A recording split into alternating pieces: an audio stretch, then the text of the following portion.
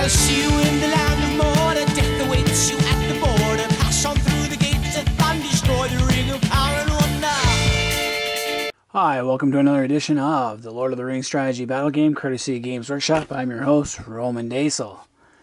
We're going to be looking at the Mines of Moria box set. This is the starter set that came out after the movies had finally finished in 2005. It was widely popular. It was a pretty cool starter set that sets off a trip through the Mines of Moria, especially in the Chamber of Records and the little battle they had by Balin's tomb. And it's a great starter set. I paid $70, $50 plus some $20 for shipping off eBay from an independent seller. Unfortunately, it never came with the actual box. When it was advertised, the box was there, but the guy didn't ship it. And also, it was missing, Boromir is missing his sword arm, but a flesh wound. And also, it was missing one of the goblins. So anyway, the set does come with all 9 of the Fellowship of the Ring, as you can see there in the front row. And it also comes with 24 goblins, so I only got 23. But I have so many goblins, it doesn't really matter. You got 8 archers, 8 swordsmen with shields, and 8 spearmen with no shield. Same setup as what you saw in the Fellowship of the Ring and in the Moria box set. So no surprises there. Also came with a pretty cool cave troll with a big hammer and a chain, like in the movie. And it also came with some scenery pieces. We'll get to those in a minute. So all these figures are plastic. I paint everything as I can, as much as possible, towards what the book does. Except for the goblins, I gave them different shades of pale colors or green colors or whatever, gray. Spruce them up because I get tired of painting stuff the same all the time. And the troll I didn't paint quite like the book. It's supposed to be more greenish, but I made it more of a dark gray with a pale underbelly. And I use sand for the base. What I do is just put some Elmer's glue on the base, dunk it in sand, let it sit for a minute, and then I spray it with a water-based Elmer's glue. So it hardens, gives it this hard shell. Now you can see a little in the background, I also have Middle-earth role-playing game for this. The 1990s second edition of Moria, which was a Citadel, and I also have the very first edition from 1984 of that game. So I also use those as references. And they were by Iron Crown Enterprises. Iron Crown lost the licenses in the mid-90s. And then you get to the scenery pieces. So you can see in the backdrop you get 4 pillars. And you also get it. So you see the doorway to the Chamber of Mazarbul, or Chamber of Records, where they went in and they found Balin's tomb. Balin, and of course, had tried to start a dwarf colony and declared himself Lord of Moria. The colony only lasted 5 years and ended soon after Balin was shot by an orc while looking at the mirror. There weren't many dwarves left by that time. You can see that they got the battle scene. They got a couple of dwarves and orcs in the last fight. Turn the tomb around, you got Ori sitting there with the book. In reality, the book was in an alcove in the bottom of a chest and was slashed and burned horribly. They also have the well, which was supposed to be in a guard room, and Pippin throws a stone in. In the movie, they made it a little more dramatic. They put it in the same chamber, and they had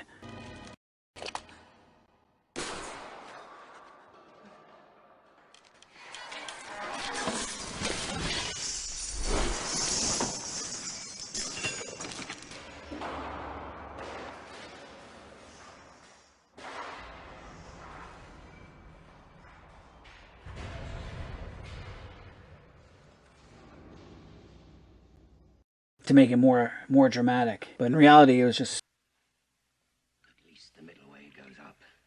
It's time I began to climb again. Perhaps. I cannot remember.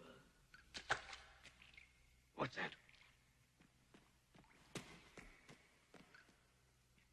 Pippin! Oh, just a stone. I dropped a stone. Fool of a took! Throw yourself in next time! Be quiet! And they heard a hammer, and then a day later, they come to this chamber, and then there's the fight. You also get a little treasure chest with a couple of books by it, and that's okay. And then you get these dungeon doors type things, little escape routes, I guess, that you can clamber through. I wasn't too keen on those. I'd rather see a couple more chests, bound chests, or a couple of more of the battle scene things. Now I also have the Moria drum beaters. These guys were a separate set. The Moria Goblin Drum. I got this from Fan of the Sport. I paid like 10 bucks for it. And it's there just because that in the book you do hear drums beating. I thought it'd be cool to actually have the drummers. As far as the Moria Goblins go, I'm not impressed with them. They're not supposed to be goblins. They're supposed to be orcs, including some black Urks from Mordor. Because after the war, the dwarves and orcs, Sauron sent some of his people to repopulate Moria. And that's what the Fellowship finds. They find orcs, not goblins. I also have the Goblin Shaman, which is one Games Workshop released. I wasn't too impressed with it. I paid like 7 bucks for it from Fan of the Sport. I also got a Goblin King. Again, another Games Workshop release. Not really too impressed with it. And then the last one for the Moria set was the Goblin Prowlers of Moria. They're kind of cooler. These things are all metal. And this one cost me $10 as well. They're pretty cool. They can be used far more than the Shaman or the Orc Chief. There's the game book itself. The Mines of Moria starter set book. It's pretty cool. I don't like the paint job these guys did on their painting. I've seen better. And it teaches you how to play the game, obviously. What you need to do. And it gives you an idea of the pieces and how they fit together. Starting to play. And it gives you the profiles, the wound charts. And it gives you some scenarios that you can play. Me and my son, my oldest son, we played this. And also one of my son's friends came over and played these scenarios. So it does have some cool scenarios that you can use in the Mines of Moria. And it goes through the very first scenario with you. Then you have another one, an ambush phase. So I know in the movie they showed the Balrog appearing after they did the Chamber of Records. The goblins all surround them. There's like literally hundreds of these insect-like goblins scurrying about like cockroaches, which never really happens.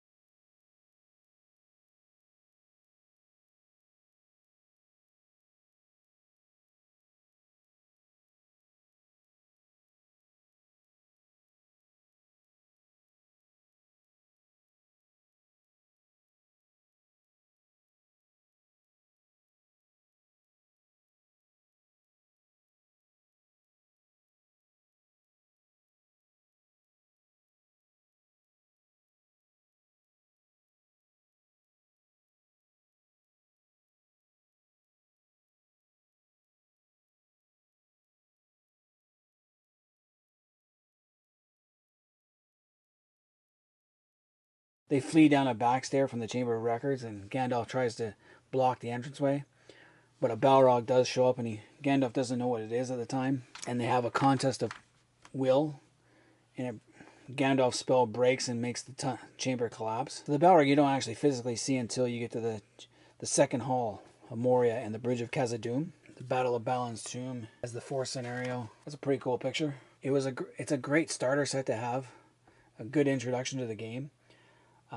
They discontinued it a couple of years ago, and now you can just get the Lord of the Rings Battle of Pelennor Fields, which was a new release. But the Mines of Moria was the box set to have for about 10 years. But anyway, that's all I have for the Mines of Moria. I also have I play it quite a bit. I've even adapted it to the book. And I'll show that little clip too as well. But anyway, let me know what you guys think in the comment section. I'm going to be releasing more and more on my more videos about my collection, and then maybe even do some games later on, playing how things play out, or how I fuse Games Workshop with Middle-earth role-playing, because I think Middle-earth role-playing was a really cool system back in the 80s and early 90s. And until next time, I'm out of here. Those increasing peace throughout the land.